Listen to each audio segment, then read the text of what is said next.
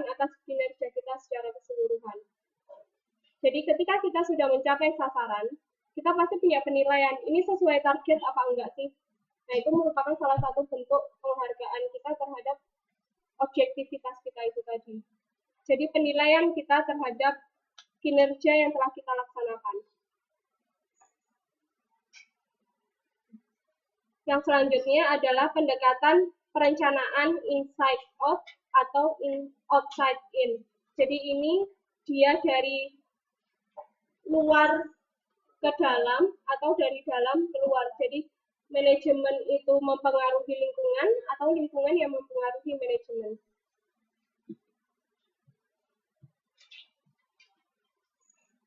Ini juga perencanaan top down dan bottom up yang sama kayak tadi, dari manajer puncak tertinggi ke bawah ataupun dari bawah ke tinggi.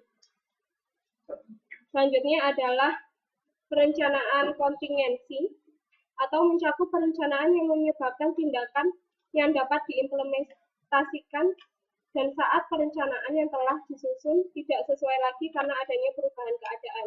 Jadi ini lebih ke bagaimana kita menyelesaikan masalah.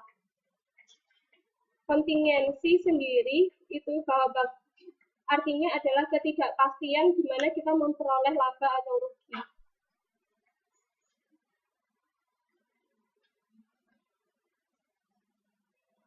Yang selanjutnya adalah pendekatan social demand atau dari pengaruh masyarakat sendiri terhadap rencananya kita.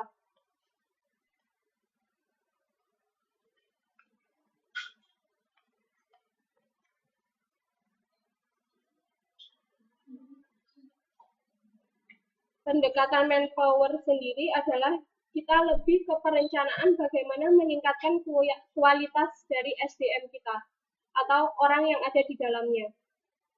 Nah, pendekatan rate of return atau cost benefit ratio adalah kita memperhitungkan keuntungan keuntungan yang kita dapat serta biaya yang kita keluarkan. Jadi keseimbangan antara pendapatan sama biaya yang kita keluarkan. Masih banyak nggak ya? Bentar ya.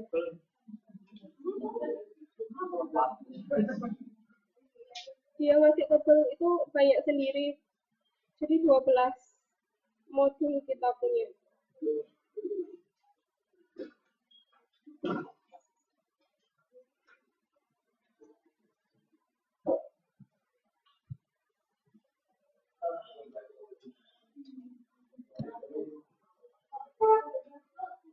Ada pertanyaan nggak dari sini?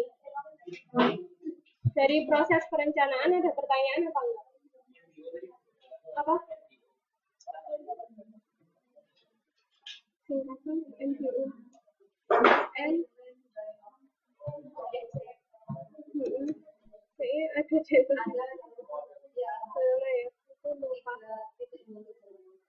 Iya, manajemen by objektif atau manajemen berdasarkan sasaran.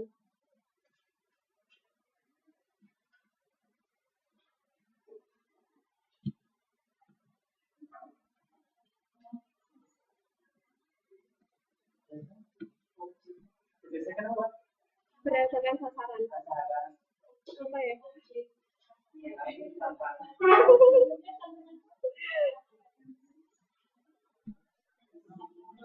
Nah, selanjutnya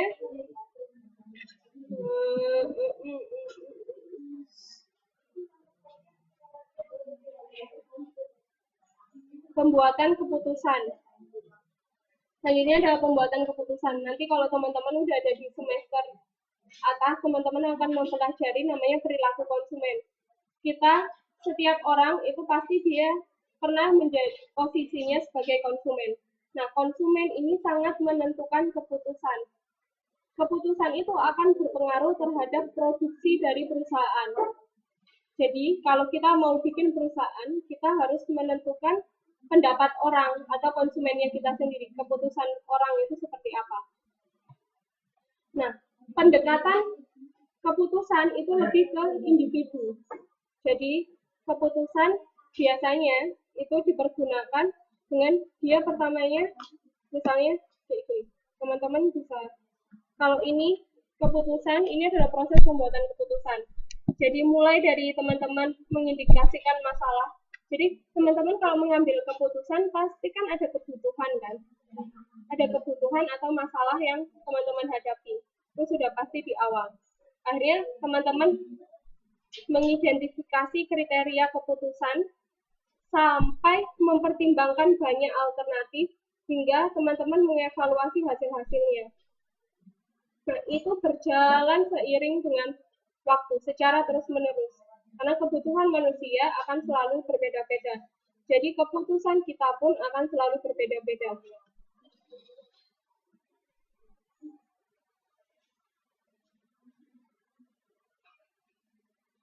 Tapi yang pasti keputusan itu digolongkan menjadi dua. Keputusan yang diprogram dan keputusan yang tidak diprogram. Pertama, kita sengaja mengambil keputusan itu atau kita tidak sengaja mengambil keputusan itu, atau keputusan itu kita dapatkan ketika kita memperoleh masalah. Jadi itu sebelumnya nggak pernah terbayang di teman-teman.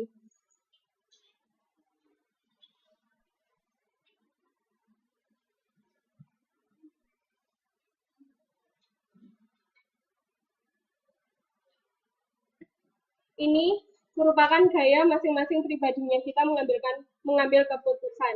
Misalnya, aku punya teman si A, dia itu pendiam banget. Dia itu apa-apa terserah deh, apa-apa terserah kayak gitu. Nah itu kan termasuk dia itu apa ya? Dia itu membuang-buang waktu terlalu lama kan. Kalau kita tanya apa aja jawabannya pasti terserah. Mending aku nggak tanya, ya kan? Kayak gitu. Nah, dia termasuk di gaya pengambilan di mana dia berdiam diri atau individu ini lebih apa ya, introvert atau apa ya, nggak ini gitu loh, nggak tegas, nggak apa ya, nggak jelas. Jadi individunya itu ya lebih dia apa dia pasrah, ya kan, dia lebih pasrah. Akhirnya dia itu kalau dalam teknik pengambilan keputusan dia itu termasuk orang yang memiliki gaya berdiam diri atau apa aja ya udah ngikut aja. Nah, konsekuensinya adalah dia memperlambat pengambilan keputusannya dia sendiri. Dia nggak sadar bahwa kalau dia semakin lama mengambil keputusan ya dia selalu kejegur apa sih jembatan atau apa kayak gitu, kena jurang, tabrak mobil atau apa, terserah. Kamu mau tak tunutin enggak terserah kayak gitu. Habis gini udah typhoon gitu, nggak apa-apa terserah, apa kayak gitu kan. Lucu banget, dia nggak sadar bahwa dia selama dia tidak mengambil keputusan itu, dia itu juga memperlama si penanya, juga membahayakan dirinya dia sendiri. Nah, soalnya rata-rata keputusan itu kan pasti diambil saat itu, ketika kita mengalami kebutuhan, ya kan? Penyakit Hamlet, ya, Hamlet. Ini aku juga baru dengar.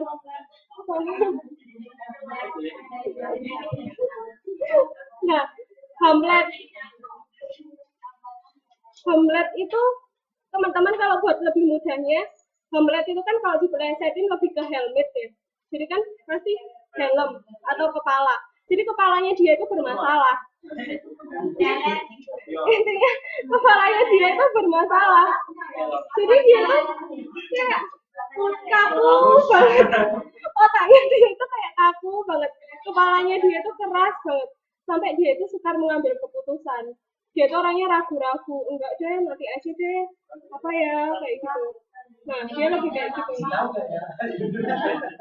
Pasti di sini nanti ada yang kayak gitu juga. Terserah kalian mengambil keputusan. Nah, selanjutnya adalah ini lebih banyak di bagian orang. Dia itu dorongannya berlebihan atau terlalu hiperaktif. Jadi ya sudah wes, ayo asal cepet, aku ngambil ini aja deh. Asal cepet, aku ini aja deh. Oh aku suka ini, masa bodoh aku ya suka ini, kayak gitu. Jadi dia akhirnya dia itu lebih tergesa-gesa sampai dia sendiri tidak memikirkan kalau aku mau beli ini, nanti aku terus makan apa, kayak gitu kan. Dia itu lebih tergesa-gesa atau semaunya dia sendiri. Nah, itu dia lebih kurang matang dalam pengambilan keputusan. Jadi dia nggak cuma ragu, nggak cuma dia kena penyakit kepala itu tadi, cuma dia itu orangnya otaknya kayaknya terlalu encer, jadi jalan aja sesukanya dia. Nah, itu dimana orang yang memiliki gaya pengambilan keputusannya dia itu karena dorongan yang berlebihan, entah dari waktu, entah dari keinginan pribadi, atau dari misalnya omongannya orang kayak gitu kan. Biasanya ada yang orang sensitif kayak gitu kan, aku habis nyoba krim ini loh, gini gini gini gini, oh iya ya udah deh, aku nyoba aja deh, ya gitu. Tapi pengaruhnya terus habis itu bentol-bentol nggak karu-karuan kan. Nah, yang selanjutnya adalah dia orang yang memikirkan resiko. Tapi terkadang ada orang yang memikirkan resiko itu terlalu berlebihan, ada yang juga positif. Jadi kalau teman-teman lebih aman, jangan sampai teman-teman punya sakit kepala yang terlalu keras, dan jangan sampai teman-teman terlalu berdiam diri, dan bahkan memiliki dorongan yang berlebihan itu tadi ya. Jadi teman-teman memikirkan akibatnya, tetapi dengan cara yang normal. Nah, kalau kita mengambil keputusan, kan nggak sering kita melakukan gagal ya. Apa kita mengalami kegagalan? Nah, yang rata-rata kita lakukan itu pertama kita menyadari kesalahannya kita, sehingga kita melakukan perencanaan yang lebih baik di masa yang akan mendatang. Yang kedua adalah kita melangkah mundur atau menyudahi keputusan kita itu. Yang ketiga adalah kita mengganti. Yang keempat adalah kita mengubah. Apa sih perbedaannya mengganti sama mengubah?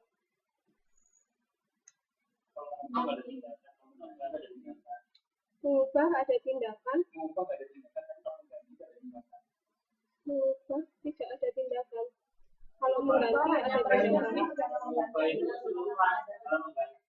Kalau mengganti itu keseluruhan, kalau mengubah iya. Bener masnya itu, masih apa ya?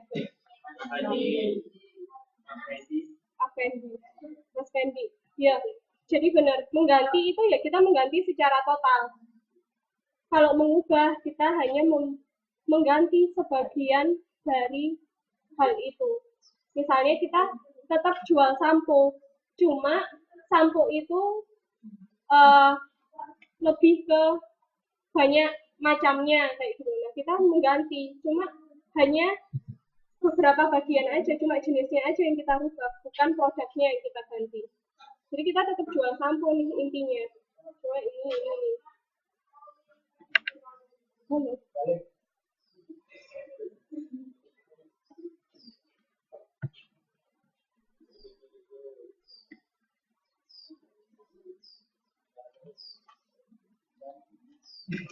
Nah, selanjutnya adalah kenapa sih kita mengalami kegagalan? Nah, di sini ada beberapa penyebab terjadinya kita mengalami kegagalan dalam pengambilan keputusan. Yang pertama adalah kita kurang lengkap memiliki informasi atau data yang diperlukan. Biasanya orang yang suka ngomong terserah, rata-rata dia kan nggak tahu dampaknya buat dia apa sih, produk ini tuh apa, kayak gitu kan dia nggak tahu. Jadi dia kurang lengkap memiliki informasi atau data. Selanjutnya adalah kesulitan menggunakan pola ukur. Misalnya, dia yang terlalu hebring tadi ya, terlalu heboh. Dia nggak memiliki pola ukur, kemampuannya dia berapa sih, apa aja yang dia butuhkan. Nah, dia kurang memperhatikan hal itu. Yang selanjutnya adalah munculnya tujuan ganda. Jadi misalnya, aku ingin belanja, tapi aku juga kepingin tetap makan enak, kayak gitu. Itu kan bingung jadinya. Nah, di situ fungsinya kita mengambil keputusan. Mana yang lebih penting bagi kita? Kita itu harus memiliki nilai.